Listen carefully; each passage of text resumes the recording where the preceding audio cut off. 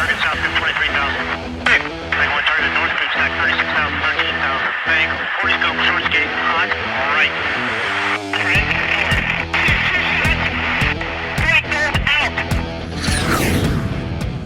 This is the Be One Change One podcast, where our mission is to help listeners define values, practice integrity, and inspire change. Our vision is to mentor men and empower them to achieve more by taking responsibility for shaping their own lives. He's Cass, an evolving man who has been shaped by adversity and continues to grow through his imperfections. And he's Roscoe, an imperfect work in progress that tries to suck less every day. Between us, we have over 40 years of Air Force fighter pilot experience with countless hours as trainers, instructors, and mentors. Join us and learn to take responsibility for your own life as we dive into subjects from leadership to resilience to vulnerability. Be the one who changes their course. Be decisive, driven, and purposeful. Set the example for others. Lead. We wish we'd had this show when we were younger men. Be the one. So, we usually start with something goofy. So how does every good fighter pilot story start? So there I was.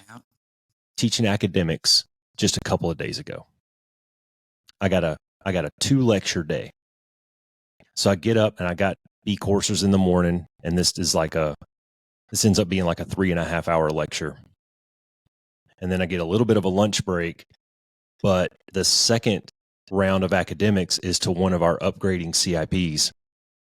And he's sitting there at my desk when I get upstairs.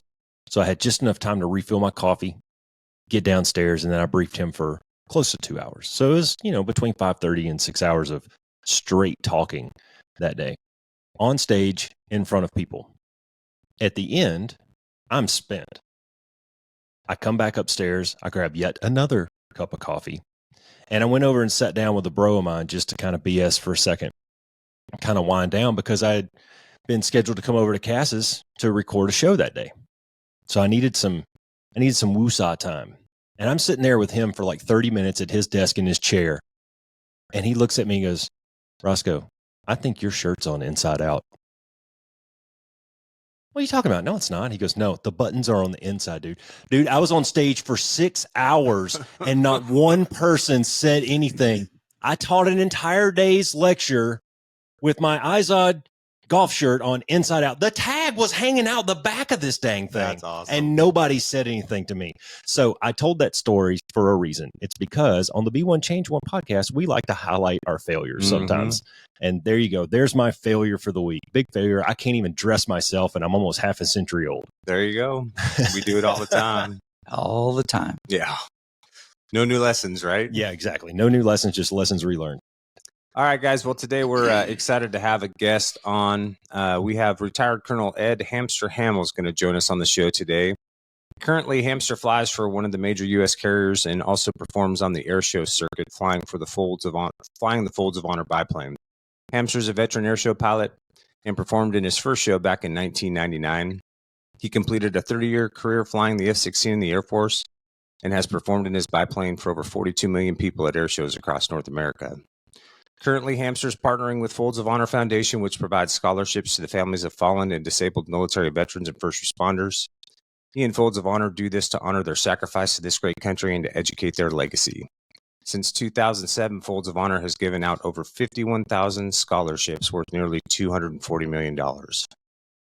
Hamster has more than 2,200 hours in the biplane, including competitions, and over 2,200 hours in the F-16, including combat time. So, Hamster, welcome to the Be One Change One podcast. Hey, thanks for having me. Yeah, dude.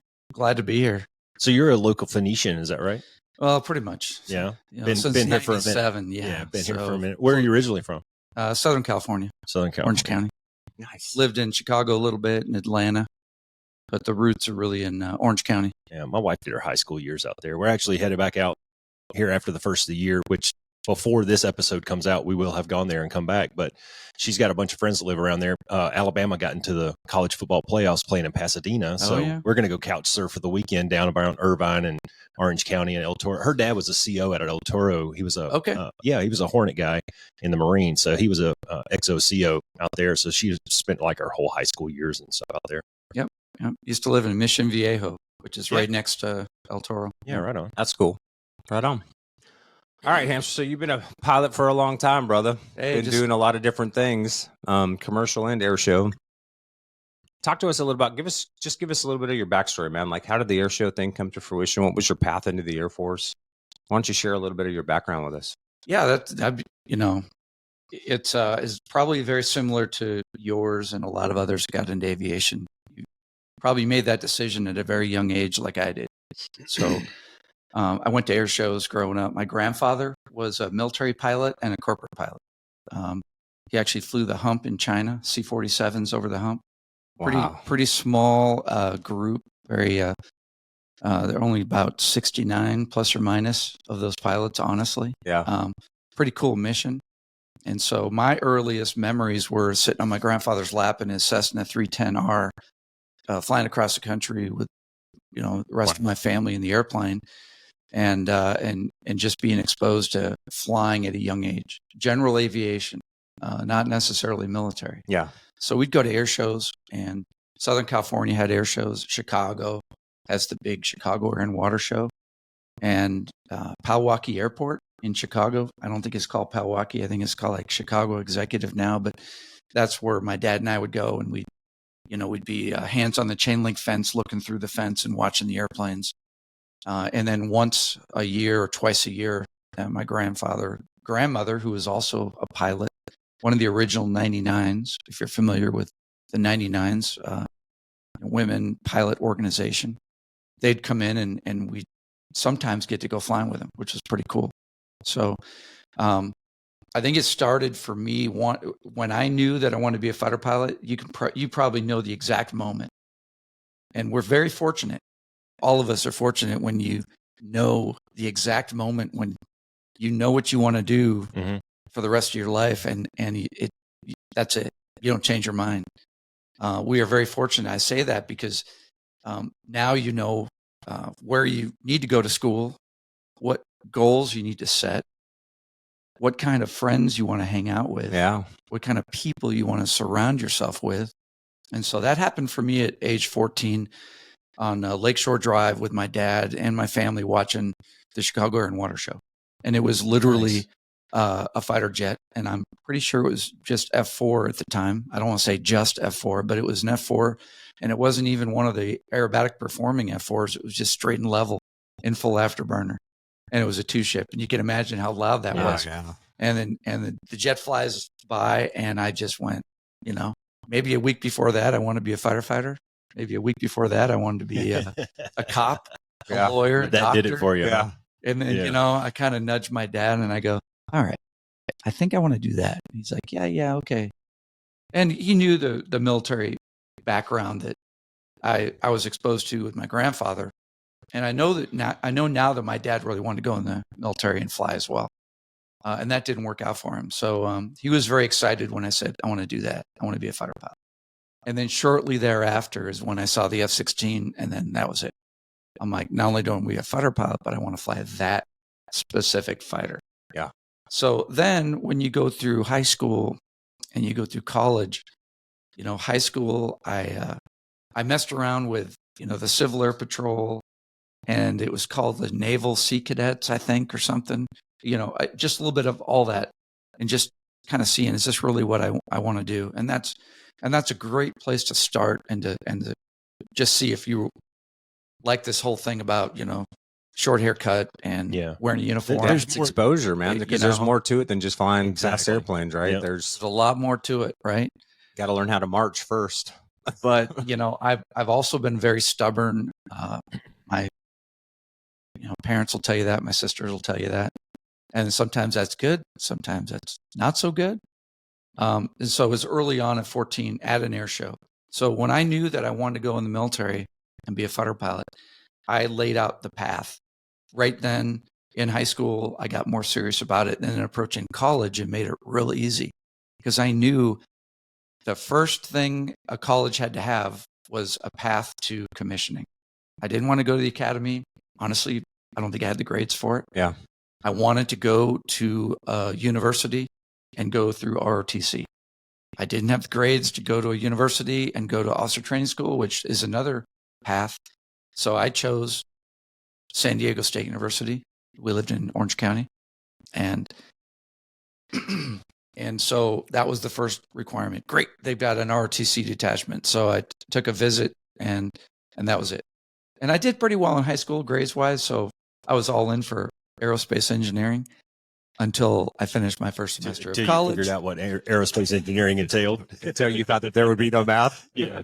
And then I realized, this requires you to be smart. I just debriefed my son. He's going through aero engineering at Embry-Riddle right now. Just finished freshman 1, and the same exact conversation. He goes, man, I don't know about this. My dad was a PhD undergrad, a PhD or a chemistry undergrad in PhD, and he was I'm screwing all that. Sorry, undergrad in chemistry, and he got his PhD in chemistry, and so he was one of those brainiacs, extremely smart.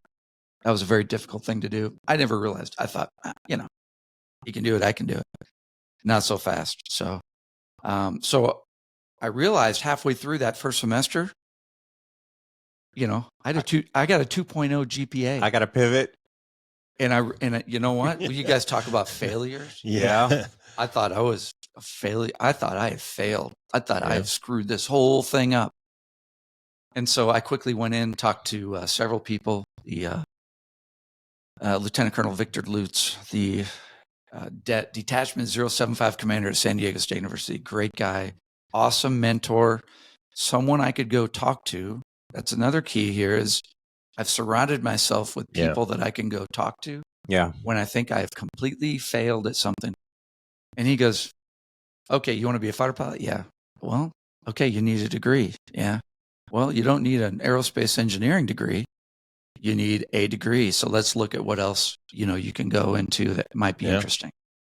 And so I came home after semester 1 and had the difficult conversation with my parents because I thought they'd be very disappointed. And I said, this ain't working for me. I'm not going to get that degree, which is one of those scores I got to fill. So I initially was going to switch to industrial arts. And then I looked into a little bit more and went, that's great if that's what you really want to do. But then I found business. And the business degree with an emphasis in management is where I went. And the reason why I really enjoyed that is because I had run businesses and started businesses all the way as early as 3rd grade, whether it was a lawn mowing business, a snow shoveling business. I would literally handwrite out invoices. Yeah. And I was making all this money. And then in high school, a very lucrative business to get into is stringing tennis rackets. Because I was an avid tennis player as well as soccer all the way through to played at San Diego State. But tennis I was in all the NJTP programs, and I was all about tennis as well. That's a great thing to get into because you can get the string for extremely low cost, like $2, $3, $4, $5, and then you can charge $20, $25 to string a racket. And once you get really good, you can pay off for the stringer that you have to buy, and then you're making a profit pretty quick. And so I looked back at early experiences, doing that, thinking those were fun. I'm just trying to make money so I can go out and buy the things I want to buy and have fun. Yeah. I didn't realize that that's really something all the way to this day. And I'm sure you guys have started a business, whether it's an LLC, S Corp, sole proprietorship, you're probably running Be One Change One as a business. And so I started doing that early on.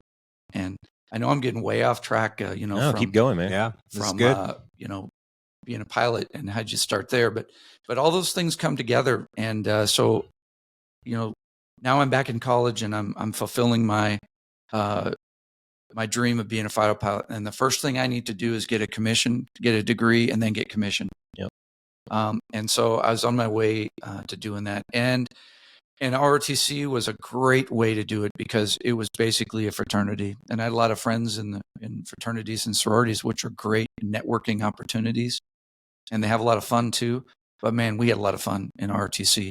I lived in a house with a 5-bedroom house. And we had one non-ROTC. Everyone else we were all in ROTC together.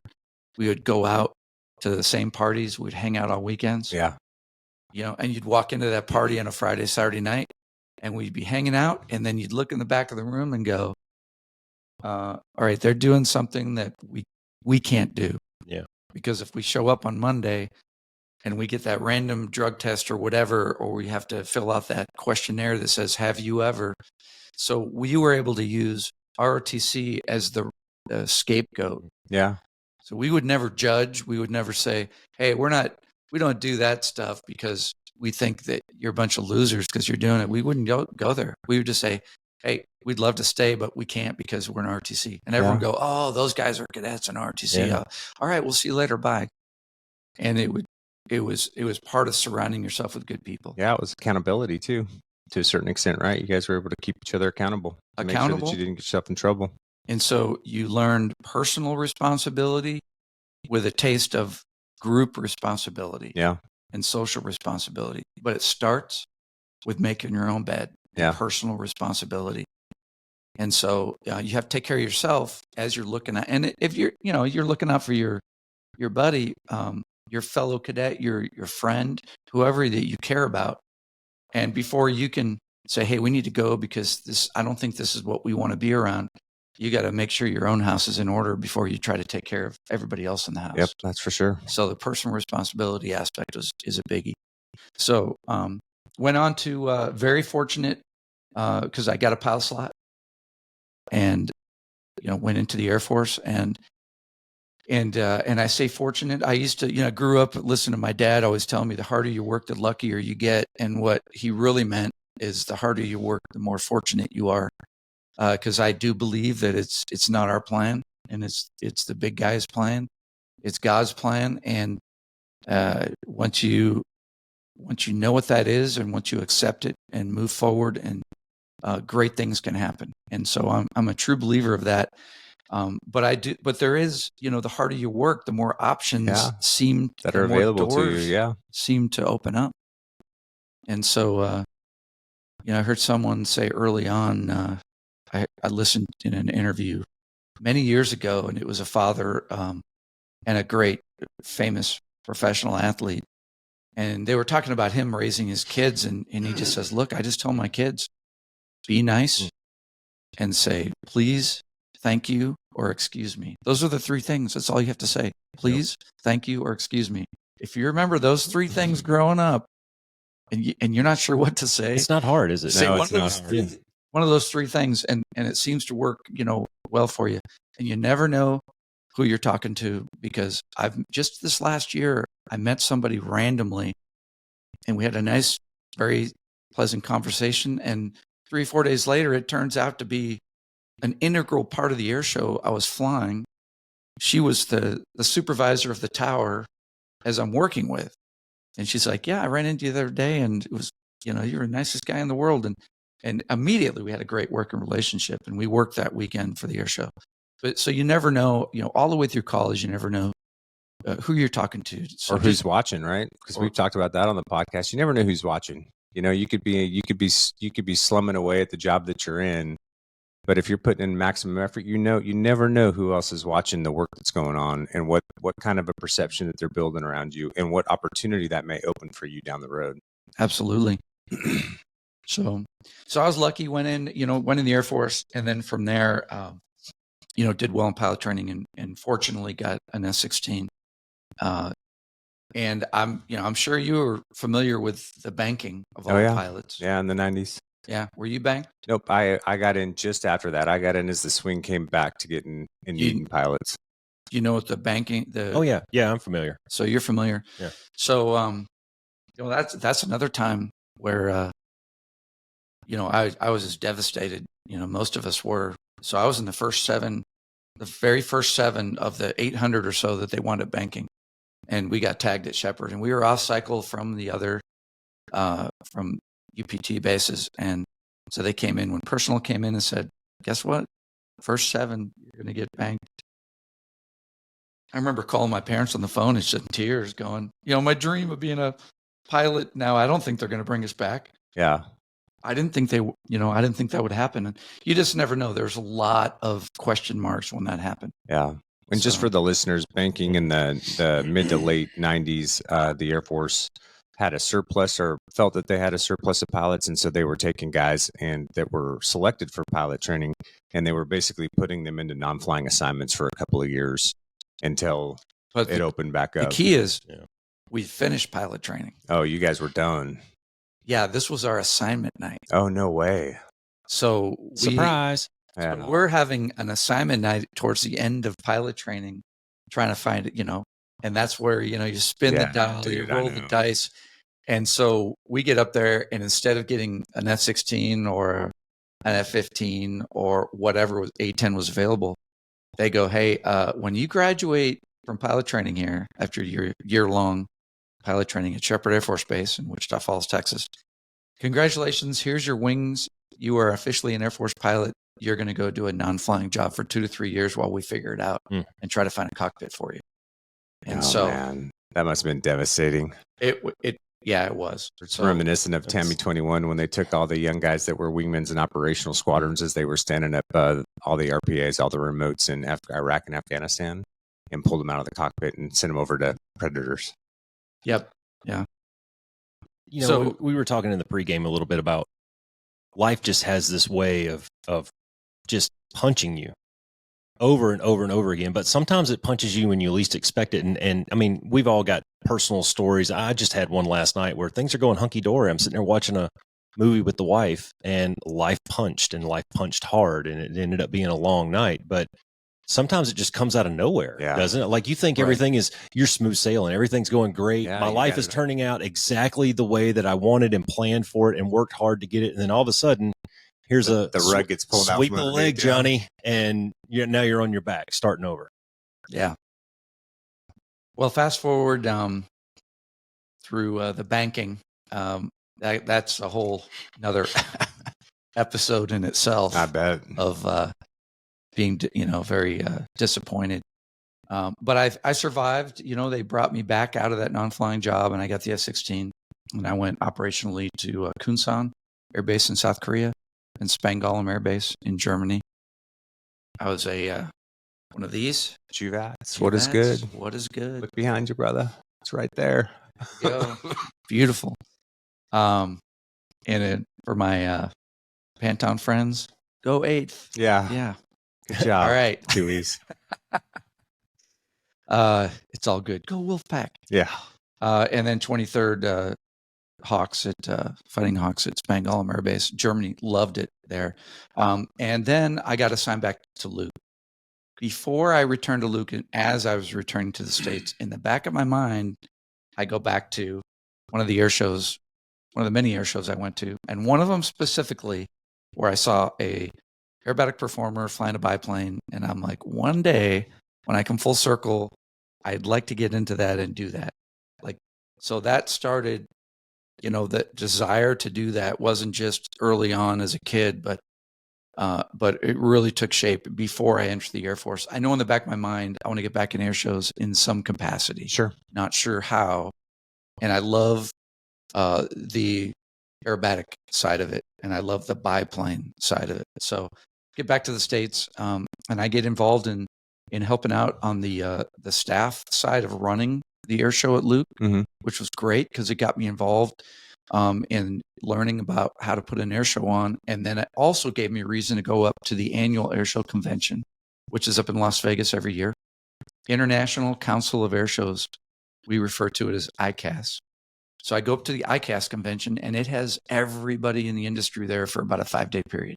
Performers, producers, narrators, announcers, vendors, everybody, right? So I go up there, and I'm like, I'm part of the staff at Luke Day's air show, but who I'm really going to seek out is I'm going to see if one of my, idols in the air show business is there. And he was. So I looked him up, and I approached him and said, Mr. Tucker, my name's Ed Hamill. I'm an F-16 guy, but I really want to get into this. And he goes, yeah, got it. So does everybody else and their brother. Good on you. I go, no, I'm serious. And he goes, well, if you're serious, then come on up and fly with me at my aerobatic school in Salinas, California. And so I did. And then I went up and flew with him again and again. And I finally convinced him that I'm really serious. Like, we're all in. My wife and I are like, this is something that we want to do. And so he took me under his wing, so to speak. It was a 7-year apprenticeship. Really, it was 7 years before I really stopped calling him before and after every time I flew in the biplane. And I learned everything about not just flying air shows, but I started out in competition aerobatics. And he taught me everything about the business. And there's so much more than just flying the airplane. Sure. There always is. And the competition flying was a great way to start. And that's what he directed me to do. And he sent me to a coach, aerobatic competition coach that he had worked with back in the day. And so I worked with this gentleman for a while. I did that for 3 years. And simultaneously, I got into starting to fly air shows at the same time. And then that's when I got my first sponsor. And so I started in 1999 flying the biplane. I bought the biplane, Wow. the same one I have today. And it was like learning how to fly all over again. I was an 11-year, I don't know how many hours I had in a F-16 by then, maybe 200 hours of general aviation before, but learning how to fly this biplane, tail dragger, and learning how to skydance and really the wings and the fabric covered wings with fly wires are literally an extension of your arms when you're flying this airplane. You feel the engine, the wings, the stalling, the auto rotation, everything. It just becomes a part of you. And so we didn't fly. I didn't do a lot of dual with my mentor, who is Sean Tucker. And Sean and I we did a lot more dual in the biplane before he would let me take it on my own. Sure. Like almost 12 hours. Yeah. And how many hours did we get in the F-16 before we solo? Yeah, not 12. It's about half of that. Like four four or or five five. rides, Yeah. something like that. Yeah, I think 4 rides and an instrument ride, and then you're on TR5, right? So Yep. Yeah. So I was actually going through this training, and I was getting a little bit worried because I'm like, come on, I'm ready to, go by myself. And he goes, no, you're not ready. I'm like, geez, Louises, am I that bad? yeah, or do I what's suck going that on? much? But he wanted to go out to the area, not just he says, I'm not going to just train you in the pattern to take off and land. Because if you can get into bad attitudes and bad situations out in the area, you can do it in the traffic pattern. Yeah. So I'm going to put you into every possible bad situation, and I'm going to make sure that you can get out of everything before I teaching you to be safe, and he's teaching you how to fill the jet before I even take off and land by myself. Yeah. Around the traffic pattern. So that's and that was really good, and that's how I got into airshow flying. That's so cool, man. I looked up a mentor, and it was literally just I found a way to get in front of that person that was doing something that I wanted to do, and it took me 2 to 3 months to convince this person. Yeah. So a little persistence, a little resiliency. It was, that started in many of the jobs that a lot of us had odd jobs growing up. And a lot of the jobs that I got, I did not get the first time I tried to get it. Yeah. A good example is Orange County Airport at Beechcraft West FBO. I wanted to be a line technician. I wanted to fuel airplanes. I wanted to be around airplanes. And I went and knocked on the door at this small fixed base operator, FBO. It was located where the existing John Wayne Orange County Airport terminal is. Oh, okay. Before they built that terminal. They built the terminal. And this was a small FBO, and they primarily fueled corporate airplanes. And I went and I knocked on the door and talked to the manager, and he goes, sorry, we're full. And I go, look, I only got the summer. I got to go back to school. So I need this job now, and I want to work here. And he goes, well, we don't have an opening. So I go, okay, all right, copy that. Here's my resume, and I'll see you soon. So I came back the next day, knocked on his door, opened the door, and he goes, hey, I told you I want to have a job. And I go, that's okay. No problem. All right, I'll see you next time. And I went back, knocked on the door the next day, 22nd day in a row. And he goes, okay, all right, I'll hire you as an overage. And then 4 days later, one of the other people quit, and it worked out great. Yeah, that's awesome. So, we all have, especially if, successful career in the military, we all have examples of that. No, it's a great story, man, because one of the things that we talk about on the podcast all the time is the importance of a mentor. And sometimes you got to seek those people out, right? That does I think a lot of people sometimes expect or just wait for things to kind of fall into their lap. And that's not how you create opportunity, right? You create opportunity by going out and seeking that advice and seeking, and that's what you're doing. You're information gathering. You're talking to people. You're finding out, what's this look like? Like, what are the steps that I have to take? What do I have to do? Oh shit, it's a 7-year process. Well, let me go talk to mama and make sure that we're really engaged and ready to commit to something like this, right? Absolutely. And so, I mean, that's the fact that you brought that up is awesome, man. And just the persistence behind it too. Because guess what? Sometimes the first answer isn't always yes. Sometimes you get no after no after no, but you got to pivot. We talk about pivoting all the time, right? Like you were talking about going to college, after Aero first semester, you're like, dude, this is not going to get me to where I need to be. So what's the pivot I have to make here to achieve that in-state goal, right? That's so important, man. That's awesome. Yeah, I talk to kids all the time, and I just tell them, if you don't hear the right answer, you might not be talking to the right person. But if you do hear that answer you don't want to hear, maybe 3, 4, 5 times in a row, then reevaluate. Maybe I'm asking the wrong question. Maybe I am going down a path that's maybe not for me. But if it only takes 1 or 2 no's and you're out, then that might not be for you. Yeah, you might not have been that committed to begin with. But that speaks to some things that we've talked to on the show as well, is you might not be ready for that question yet.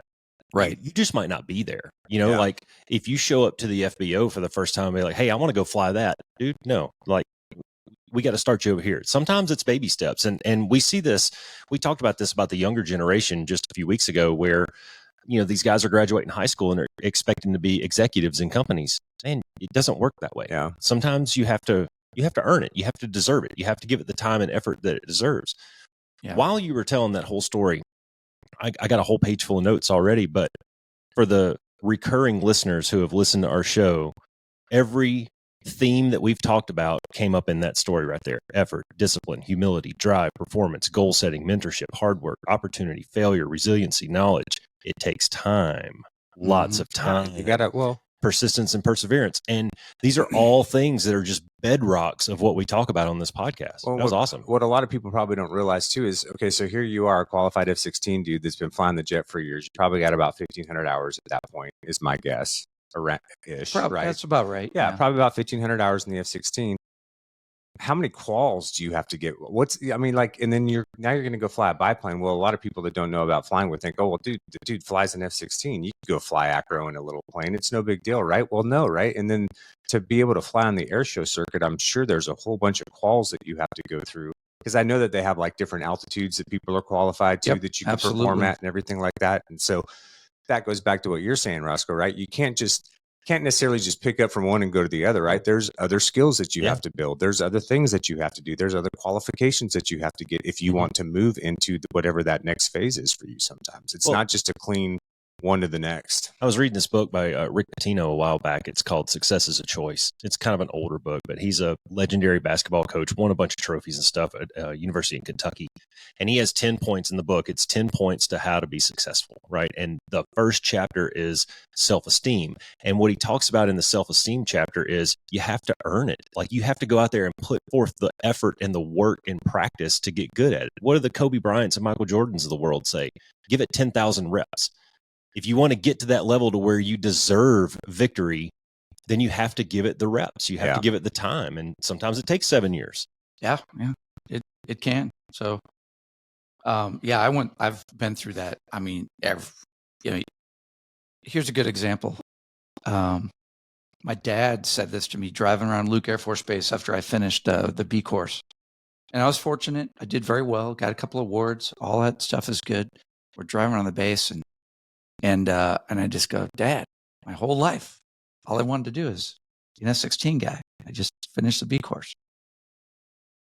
I kind of was like, now what? Yeah. I'm here. Yeah, I did it. And my dad's like, okay, well, now it's time to set a new goal.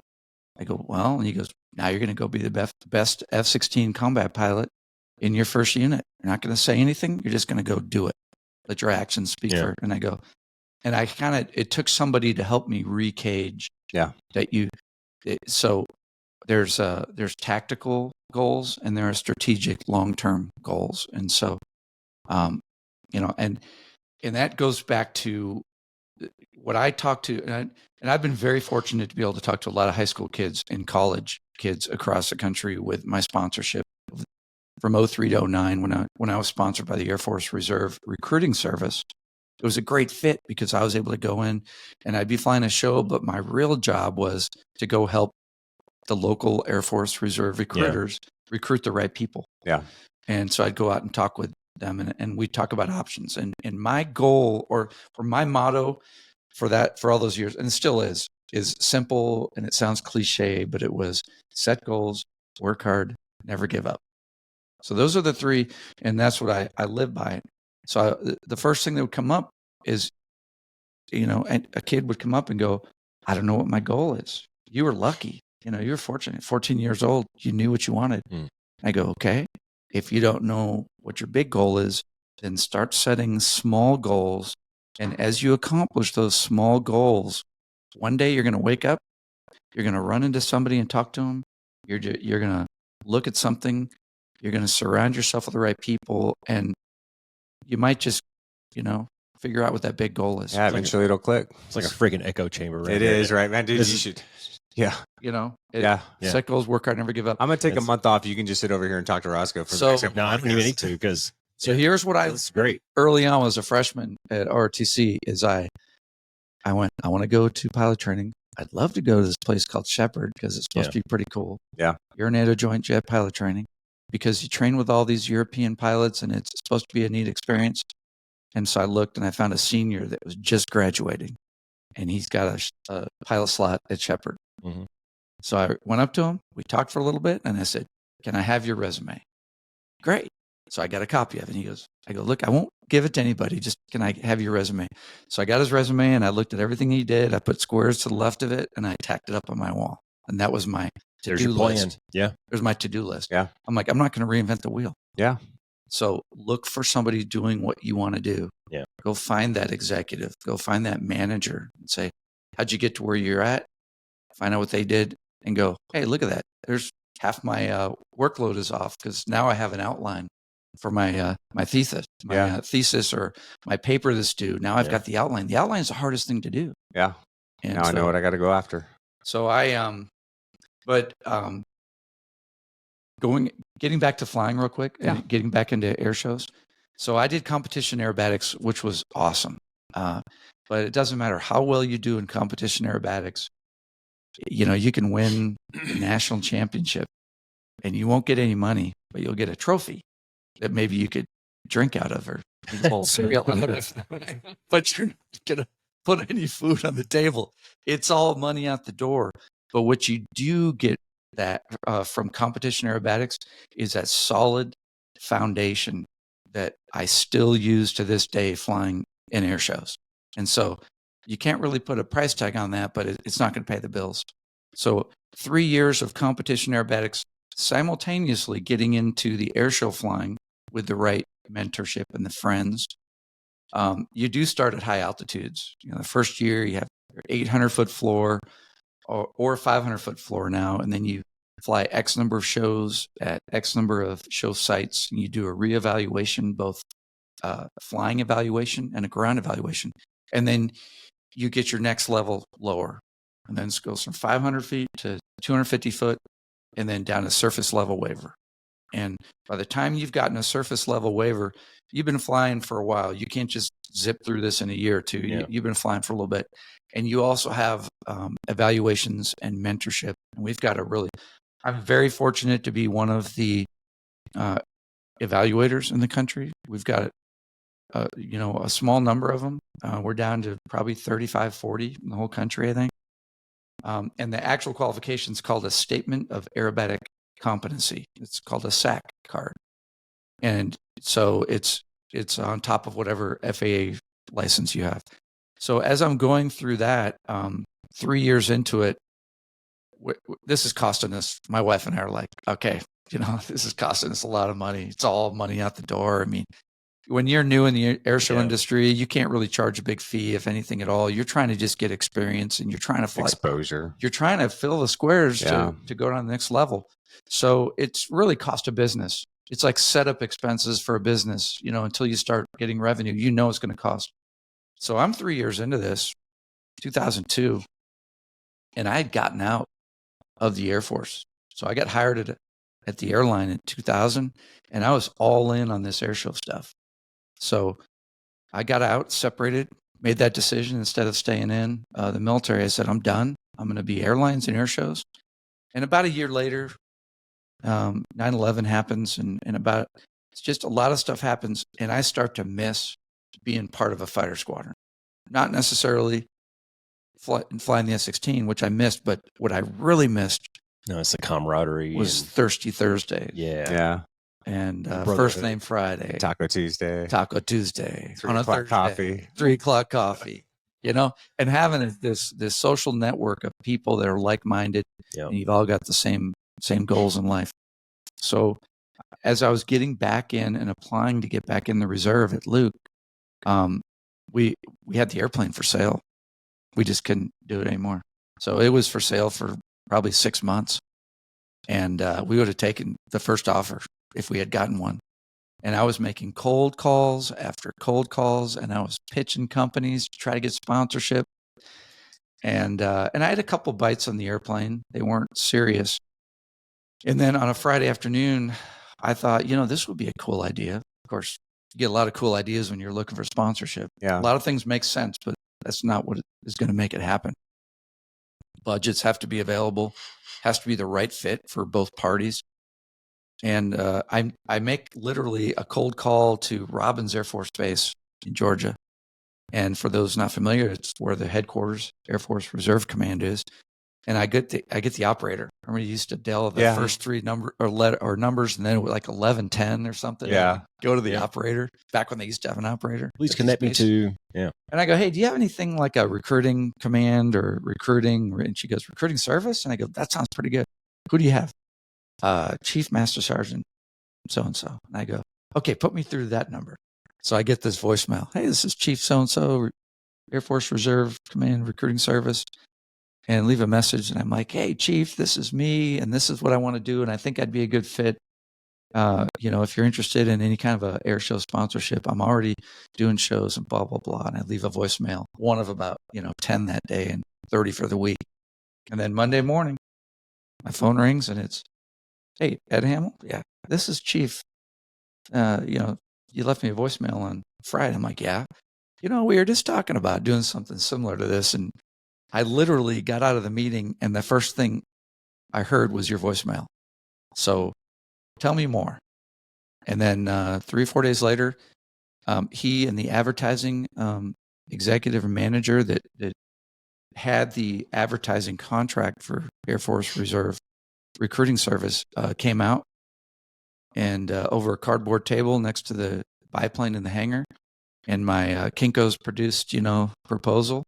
It looked at it and said, let's do a deal. We don't have much money, but let's do something. So it was fallout money. Imagine that. Oh, yeah. Imagine how that works in the military. Yeah. We just happen to have this extra money. It's not always that case, but man, we zero out those flying hour programs to the 10th of an hour, right? That's right. And so the first year was X number of dollars, and then the next year was double that, and the third year was almost double that. And then we went from 2003 to 2009 with a very successful partnership sponsorship deal. And I was a subcontractor to Air Force Reserve Recruiting Service, and I helped with recruiting. And the fact that I was a part-time reservist was awesome. And oh, by the way, everything in the background was I got hired by the airline, but I went on military leave to do some orders, and then I got furloughed. And so lo and behold, I did this full-time and then part-time in the reserve while I was furloughed. And being furloughed from the airline, it's not that bad of a deal if you have other options. Yeah, if you have options. But if you don't have any other options, that can be devastating. Yeah, for in sure. itself. Yeah, no income, no job. No income, no job. Oh, hey, we'll call you when we can, employ you again. So that's how the air show side of it happened. And then in 2009, that ended. It was a 7-year run. They decided they wanted to do something else with the money. So I tried to stay in the circuit 2010, 11, and even 12. And it just wasn't happening. So we sold the airplane, got out, and I said, okay, this was a great chapter in my life. Stopped performing, stayed as an evaluator, helped run some shows, and I was done until now. And now I'm back. And there's only one reason why I'm back, and it's on my shirt. Yeah. And it's the mission of Folds of Honor is the main reason. I wouldn't say the only reason, but it's the main reason why I'm back. So I'm very, very fortunate. It's a very different arrangement now. Everything that I do in the biplane and everything I do on the golf course and with all my burros and with family and everywhere is to promote the mission of Folds of Honor, which is to give educational scholarships to the family members of fallen, disabled military and first responders. Yeah. And we know the guy that founded it, Dan Rooney, back in 2007 is when he founded it. I first met him, I believe it was 2001 when he came through the B course at Luke Air Force Base in the 63rd Fighter Squadron. And that's when I met him. And that was well before he started Folds of Honor. But now, I bought the airplane back because I always knew I would, with no intention of flying shows. And I had people calling me, "Are you getting back in the circuit?" And I'm like, absolutely not. That was a chapter in my life, and that chapter's done. And oh, by the way, if I can digress 1 second on chapters, I got to say this because this took me several years. When I lost I don't want to say lost, when my partnership with the Air Force Reserve ended in 2009, I had a 7-year marketing sponsorship that was very successful. I had 3 full-time employees. We did very well in the industry. Had what I think is a positive impact. Left it better than we got it. That's what we still believe that. But it was a couple of years where we thought we never got the next big deal to continue, and we thought that we failed. Yeah. So to those out there that are doing something really cool, just realize it's not going to last forever. There will be an end point, and that's okay. And so the way I got through it was I realized that this was a chapter in the book of life, the book of your life. And it's okay. That was a great chapter. Now I'm in a new chapter. And but it took me 1 to 2 years to realize that. And once you realize that and you look at it as a successful chapter, and now I'm on to the next chapter, i.e. my next set of goals, and I'm going to make that as good or better. It made it, I was content. Yeah. And then fast forward 10 years, I buy my airplane back. I'm not going to fly shows again. And I had people go, "I know that you're real passionate about Folds of Honor. I wear this was well before I, had the Folds of Honor on the biplane. People thought I was a walking advertisement for Folds. And I go, that's because I personally know people. We personally know people that families have benefited from it. Yeah. They were killed in action. Their kids have gotten scholarships. Life-changing scholarships. And so I had several private donors call up and go, "Hey, why don't we just brand your airplane, the Folds of Honor biplane, and just, can I make a donation to Folds of Honor and have them restrict that to the biplane? Let's just make it the Folds of Honor biplane and just use social media. It'll be cool. Just put some images out there." And that's what we did. And then it started to get a lot more attention. And I had show organizers from shows that I've flown before, and they're like, "Hey, we'd love to have you back." I go, nope, not doing it. But meanwhile, in the back of my mind, the entire 10 years that I was out of performing, I maintained my qualifications because I always knew I'm about options. Might go back. I'm all about options. You always want to keep options open. And so I always knew that if I ever decided to get back into it, man, it's a heck of a lot easier if you are current. Sure. Now, fast forward to now, I had several conversations with Dan Rooney, Lieutenant Colonel Dan Rooney, who's the founder of Folds of Honor. And it had to be the right fit. And so I wanted to be a no cost to Folds. I want to benefit Folds, and with private donations and show fees. And who knows, maybe I'll get a partnership. We're working on that now to have maybe some corporate backing so that I can go out and reach more people, spread the word of what Folds is doing. And so that's kind of where we're at, to now. And I'm back on the circuit. We had a very light schedule. This last year was the first year doing it. And so we only did a few shows. This next year, I've got tentative 6 shows scheduled, and it's growing. So, the Folds of Honor since 2007, like you mentioned in the very beginning, they're up to 51,000 scholarships worth nearly $240 million. That's awesome.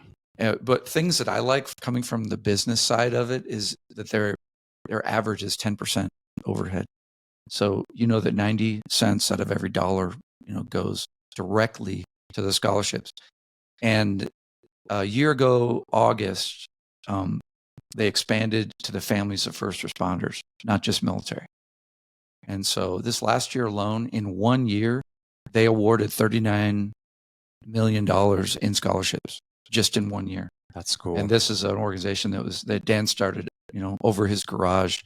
And I think the first year he brought in a couple 100,000. Yeah. And he's got a real big golf connection because he grew up in a golfing family, and he's a PGA professional.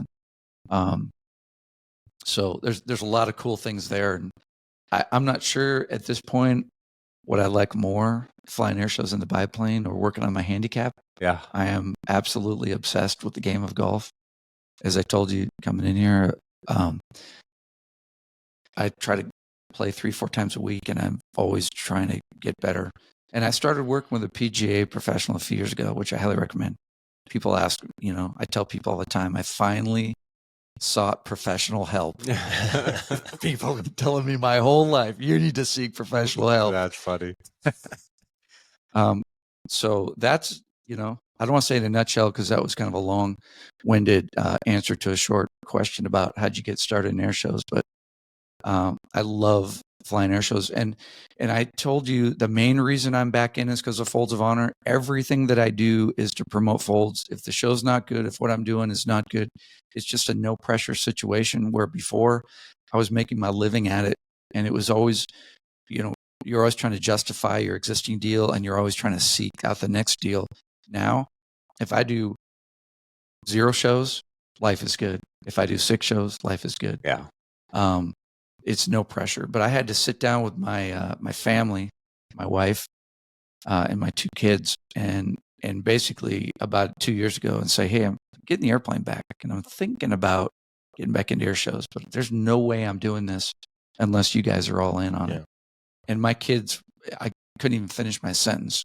And my kids were like, absolutely, we want to see you back in the circuit. I'm like, why? And they said they just miss hanging out at the hangar and helping to clean the airplane. Yeah. That kind of stuff. That's cool, man. So it is so I'll leave that answer with, I've got nothing to prove, but everything to give back. Yeah. And that's where I'm at in life. So the show celebrates the American family, which I think is the foundation of this great country of ours. And that's kind of like my ending tagline. Right on. Oh, we're not done. No. On to the next. That was good. But I have questions. I'm sure Cass has questions. All right. I'm ready. So there was a point early on where you were talking about, you knew at a very young age what you thought you wanted to do with the rest of your life. Mm-hmm. One of the things that we talk about in our podcast, in fact, we say it in our opener, we talk about, if you could go back and talk to your younger self, what would you tell that guy? Well, my question to you would be, you knew what you wanted to do very early on. And sounds like you had at least a decent enough roadmap, and the bumpers were up on how to get there. What would you tell to a kid who maybe doesn't have that, who maybe has an idea or he has something he's kind of interested in? How can he turn that corner and turn that into a passion and then pursue that passion? Well, the key is finding the right people to talk to about it, and hopefully you got a family whether it's a mother, father, a sister, brother, that you can talk to about that. And if you don't, there are great organizations out there that have people you can talk to about that. Here in Phoenix, and this will be my my shameless plug for Elevate Phoenix, because I was just at a dinner, and a good friend of mine that I met a couple of years ago invited me out to this dinner for this organization called elevatephoenix.org. And there are several organizations like that. You know, church youth group was a big part of it for me growing up. And it was people that were not just older people that were wiser, that you could talk to and bounce ideas off of it. But then I see my peers there as well, and people my age, and just engaging people in conversation. But Elevate Phoenix provides the mentors and the leaders, and gives kids a cell number to call 24/7 if they have questions, if they're about to get in a bad situation, or maybe go out with, they're not sure if they got an opportunity and they're not sure if it's a good deal or a bad deal. And so that's one organization. And then I've seen what they've taken the kids that they work with. They take them from a 52% high school graduation rate to any kid that's involved with the organization is a 98% graduation rate, high school. Mm-hmm. But there are a lot of organizations, and I don't know a lot more off the top of my head, but they're out there, whether it's Boys and Girls Clubs or YMCAs or any kind of organization. So I would say get involved in some activity group. Sports is a great way, because I grew up playing soccer and I hung out a lot with the other teammates, and I played not just school, but outside of school. I know there's a lot of good sports leagues here in the Phoenix area. So sport, and you have your coach there. Yeah, they're the coach of the sports, but they're also most of the coaches I know are also good people to ask life questions to. And so if it's not you don't have an immediate family to turn to, there are several other options. So I don't know. That's what I would say. Talk to somebody about it. No, we talk about a lot of the same stuff, and Cass, I know, benefited at an early age from a mentor and kind of set up those left and right boundaries. Sounds like you had a lot of mentors in your life. And I grew up on a cotton farm down south. I didn't have that. So I enlisted in the Air Force. I liked airplanes. I thought the idea of going fast was cool. And my advice to them is everything you just said, plus just never give up, man. Yeah. Look at the horizon, see what's next, and don't be afraid to pivot. Yeah. And I think back to one of the things that you talked about at the beginning, Hamster, too, is be mindful of who you circle yourself with. Be mindful of the group of friends you carry and the people that you absolutely have around you. That whole circle of five that we talk about, right? Because that's going to have, those people are going to have a big influence in your life, and it can go good or it can go sideways. And that's, you have to be very intentional about that. Mm-hmm. And it's very important. In my airshow business, when we're out doing shows, I have kind of long-term guidance for my team. I have daily guidance, like, is it safe? Is it good for the industry? Should we do it? First two answers, the third, right? But I also have the long-term guidance. Stay alive. That's the first. That's a good one. Always the top. Take care of your sponsor. Surround yourself with good people. And then about 3 years into my business, I had to add a fourth, which was listen to them. Yeah, that's important. Yeah. You can surround yourself with all the great people you want, but try this on for size and see how it goes over. I don't recommend it because I've done it, but this is what happened to me. I had a really good person, and I asked them for their advice on how to do a particular thing. And then I completely disregarded the advice and did it my way and failed at it. And that person found out that I completely disregarded what they said.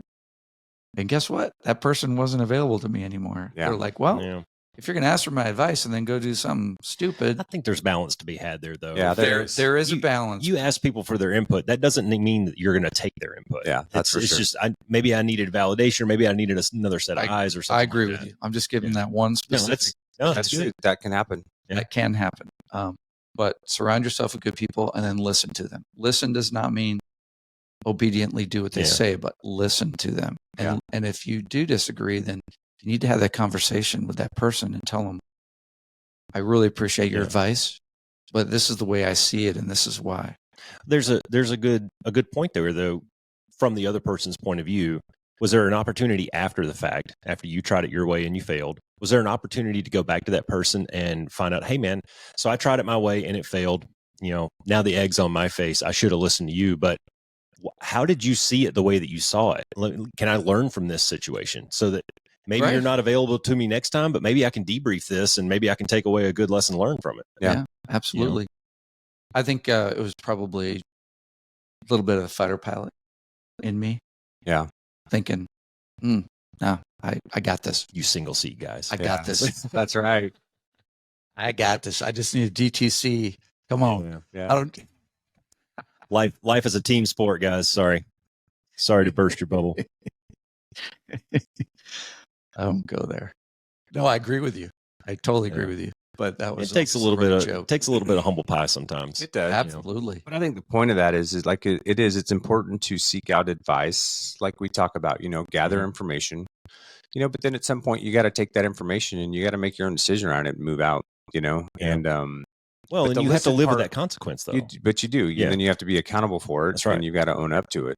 But the listen part's important because I think, and I'm sure that's true for all of us here at different times in our life, we've had advice that we didn't listen to, or we sought out advice that we didn't listen to. And sometimes it worked out.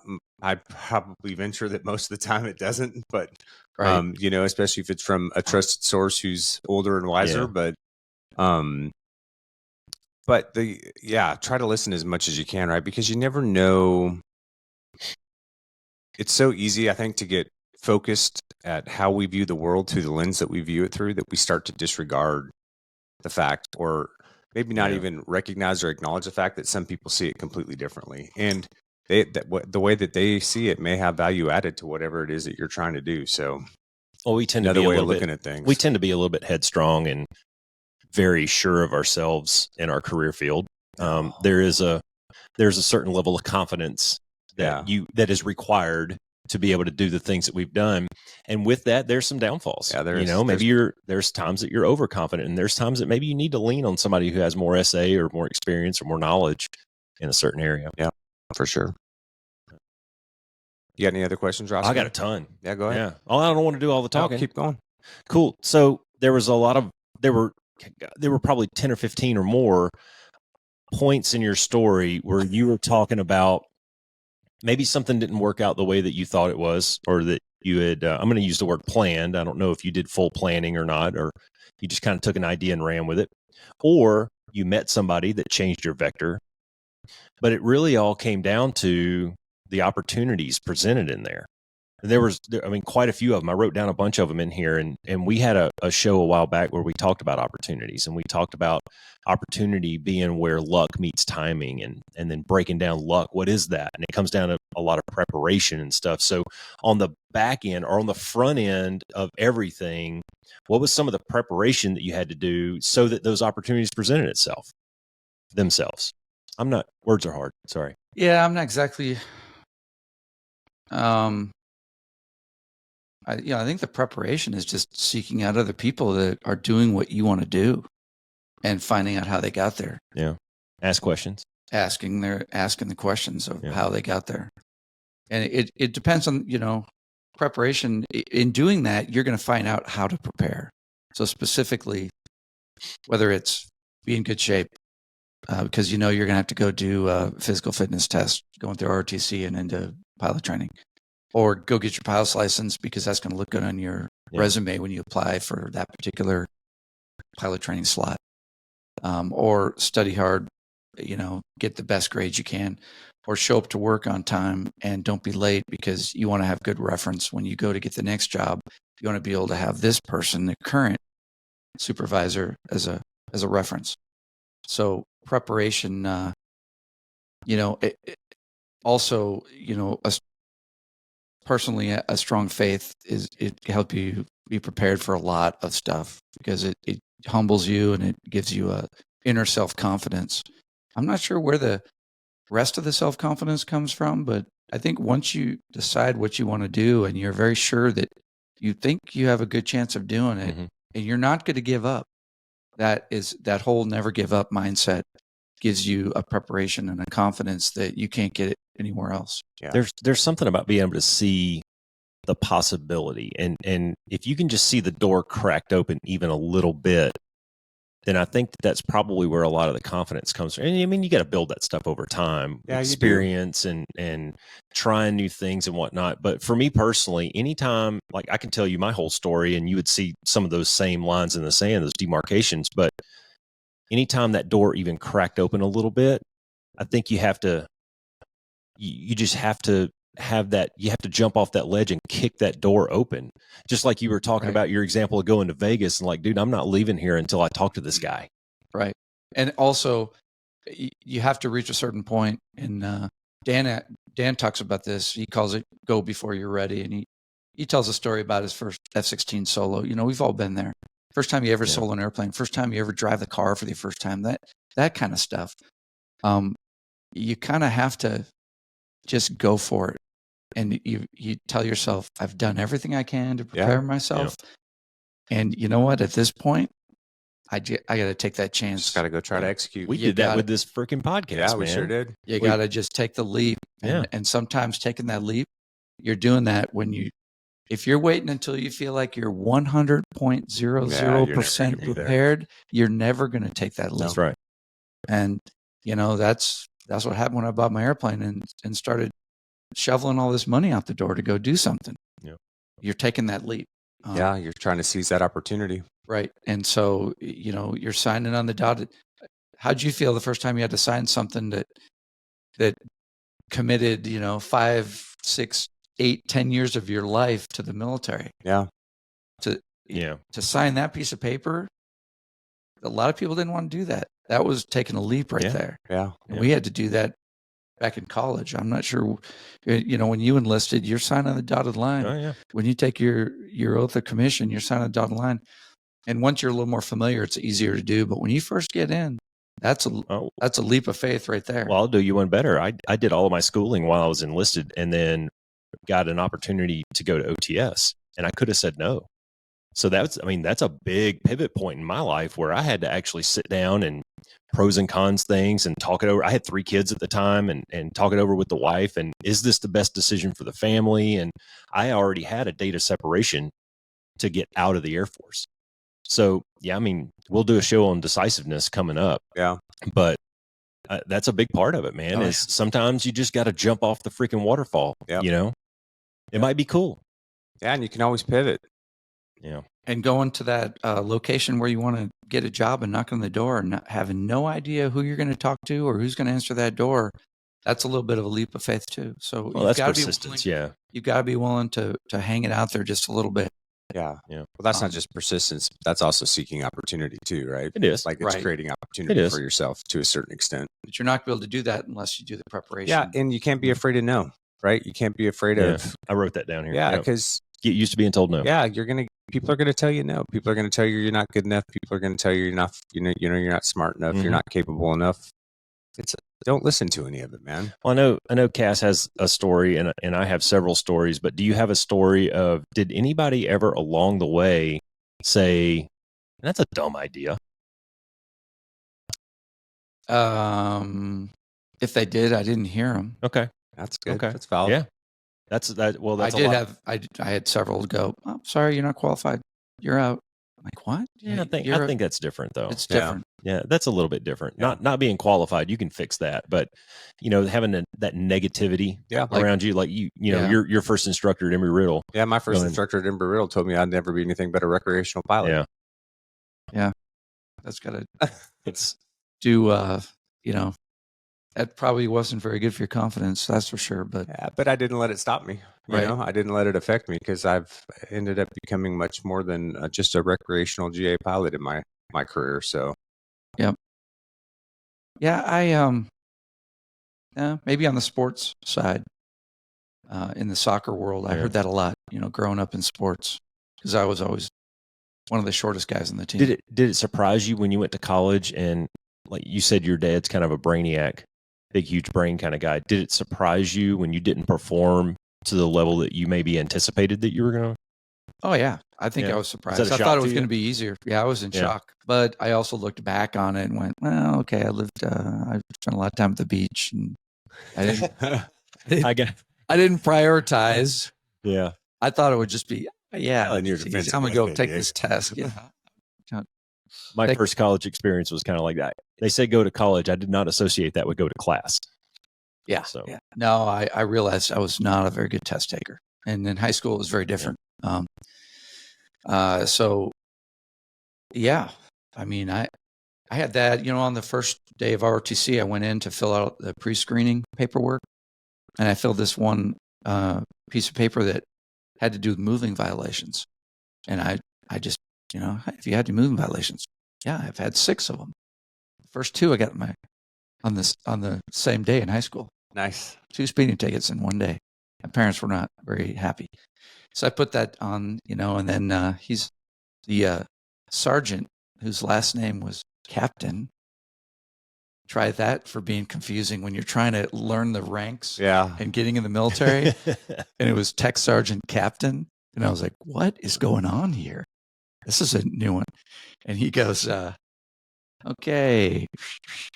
Oh, you've had 6 movement? Yeah, I got 6 speeding tickets. I'm sorry. That's over the max. You cannot enter ROTC.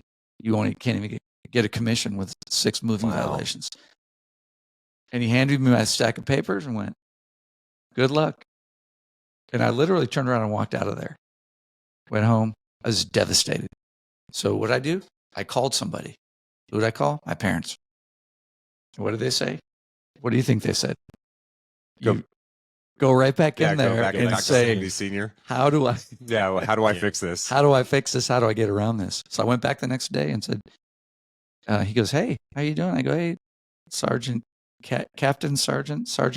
I wasn't sure yet whether to call him sir or whether he's enlisted. Also, Yeah. I didn't know. Yeah. And I said, you told me I was disqualified for this. And he goes, yeah. And I go, well, is there a, waiver or something I get for this? Way to get through it. And he goes, oh, well, the local detachment commander, Lieutenant Colonel Lutz, can sign a waiver for it. And I go, why didn't you tell me that yesterday? And he goes, because you didn't ask. And if that's all it took to make you turn around and walk out of here and never come back, I don't want you in my Air Force anyways. that's valid. That's valid. That's 100% valid. Yeah. And there it began. Yeah. Well, From that point if you forward. don't ask, the answer is always no, right? Yeah, that's right. Wayne Gretzky, you miss 100% of the shots you don't take, all that good stuff. Yeah. So, By the way, it was Wayne Gretzky who said, please, thank you, excuse me. awesome. He's I'm the gonna- one who Yeah, so I could write that one down. That's a good one. raising his kids. I took my kids up 4-wheeling from here up to Crown King several summers ago. Old Jeep. Remember that old white one they used to drive that didn't have an air conditioner? I drove it during the summertime down here. Yeah, that sucked. Anyways, for all you spoiled kids out there thinking that you have to have air conditioning, drive a Jeep in Phoenix. Every time you pull up to a red light, it's like having a dog just breathing. And you're like, Yeah, no doubt. So anyways, I take my kids up to Crown King, and I've been teaching my kids since they were very little, man. Manners are so easy and they're free, and they'll open so many doors for you. We get up to the little country store up in Crown King, and we go in, we go to the bathroom, and we go get our soda and our candy bar or whatnot. And we're checking out. One of my boys said something like, "Oh, thank you, ma'am," or something very simple like that. And she goes, "Oh my goodness, so it's such good manners." And she took them around behind the counter and let them each pick their own little sample of fudge up there as a reward for being good kids. And I was like, "Really?" And she goes, "Oh, you." She said, she said, "You wouldn't believe how uncommon that is with people just generally nowadays." So, man, there's a lot of validity to what you just said. Totally. It's free. And it's too easy. It's way too easy. Yeah. Good stuff. Yeah. All right. What else you got? Well, I could go on. All right. I could go on. I'm good. I'll leave it. Yeah, I'll leave it up to you guys to close it out. No, I'm good. We've talked a lot about You. a lot of stuff. Yeah, well, Yeah, you know, Hamster, I just want to thank you personally, man, for taking the time to come out and to be on the podcast, because I think it's really good for our listeners to hear from other men, besides Roscoe and I, who, have been successful in life, who have done some really cool and extraordinary things, but not offset by a ton of adversity, having to show a ton of persistence, a ton of resiliency. Yeah. All the things, seeking opportunity, all the things that we talk about on the podcast about how to get there. Because there were in the stories that you shared with us today, there's so many times that I can see where you could have just gone, you know what, screw this. This is just, it's too much. It's too hard, or I'm getting too many no's, or, whatever. And you didn't do that. And you were able to achieve all those things that you set out to do because you were setting goals and you were being persistent and doing, seeking mentors, finding out what the steps were, and then just moving out and pressing, man. And that's awesome because that's what we're trying to teach. Yeah. Those are the things that we're trying to get across to guys. That, whatever it is, man, you can do it, but there's a process to it. And if you stay true to the process, it'll work out. You'll get there at the end. It's easy to get discouraged along It's the way. so easy to get discouraged. I mean, nobody likes to be told no. No. I mean, I'm old enough to know better, and I still don't like being told no sometimes. And you're going to have failures along the way. It's going to happen, man. And how you deal with those failures, I think, is what will make you or break you a lot of times. So. Yeah, so thanks a lot, Absolutely. man. Thanks for coming out. It was Yeah, great to hear your story. The chance to talk about Folds of Honor and a little bit of the airshow past. And people want to learn a little bit more about you. Where can they find you? So if you go to edhamill.com, okay. I've got on my homepage. Spell it for them. It's edhamill.com. I've got a lot of videos linked on my homepage. Nice. My airshow schedule's on there. A little bit about what we're doing. Foldsofhonor.org is where you go if you want to help change lives with the educational scholarships. ElevatePhoenix.org is the local organization here that does great things, exactly what you guys are doing with this podcast. So I'd love to introduce you to Tony Montgomery at Elevate Phoenix. Yeah, we'll talk about that offline. He's on the board. Sure. But if I've also got, I was not on social media till I got back into air shows. So my son, welcome to the pit. Yeah, my son does my social media because I didn't know what a story or a tag or how to tag anybody or a reel or a post. That is a steep learning curve. So he does that, and also, you didn't really talk about that today. You could do a whole nother segment on that, but be careful. Social media is a great avenue for information for somebody seeking ways, but you also got to be extremely careful. And there's some sharks out there. So go to edhamill.com and check out the videos. Yeah. Just put my name in YouTube or Instagram, and I've got a lot of videos. We have onboard videos, really cool onboard videos with 360 cameras. Nice, and awesome. That's how we've really reached a lot with the mission at Folds, and just barnstorming across America in the biplane is awesome because it's all about the kids. The kids get inspired. They look up. Yeah, that's what they want to do when they see you do it. So we do it safely, and that's all that matters. At the end of the day, we're here talking about it. Right on.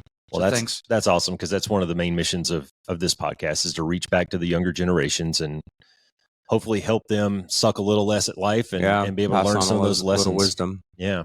So Folds and provide some encouragement. Folds, awesome, awesome service, awesome, doing great things for the community. Dan Rooney's book, Flying into the Wind, is highly recommended. It's at the top of my reading list for anyone. Lots of good nuggets to take away out of that book. And then check out edhamill.com. Watch a few videos. Check him out on the socials. Thanks for being here, Hamster. Yeah, thanks. All right, appreciate you, man. It's good to see you. Cass, anything else, man? Thanks, Be the change. Be the one. Hey guys, one of the consistent topics we discuss on the Be One Change One podcast is the importance of resiliency, seizing opportunities, and choosing courage over comfort to achieve what is important to you. So if you're an outdoorsman, we would encourage you to explore Sick Bear Outdoors. That's right. Sick Bear believes in using the symbol of resilience to empower your outdoor adventures and to experience the wildness of life's trails. Sick Bear adopts the bear's approach by fearlessly embracing nature, standing your ground, and courageously facing challenges. Get out of your comfort zone at sickbear.com. That's SICBEAR.com. Visit sickbear.com for all of your individual and family hunting, fishing, or outdoor adventure needs. Thanks for flying with the Be One Change One podcast. If you got something out of this show, then be the one and share it in your circles of influence. You can be our wingman through our website at www.be1change1.com. That's B and the number 1, change and the number 1.com. We invite you to be the one and join our fighter squadron on social media at Be1Change1 on Facebook, YouTube, and Twitter. You can follow us at Paul Roscoe White on Facebook, Instagram, and LinkedIn, as well as Roscoe's website, www.paulroscoewhite.com. You can email us from the website, and please leave comments, share, and ask questions, or leave ideas of things you would like to discuss on future podcasts. Most importantly, be the one that helps us win the algorithm by leaving a review on whatever platform you're listening on. Thanks for joining. Until next time, be the one.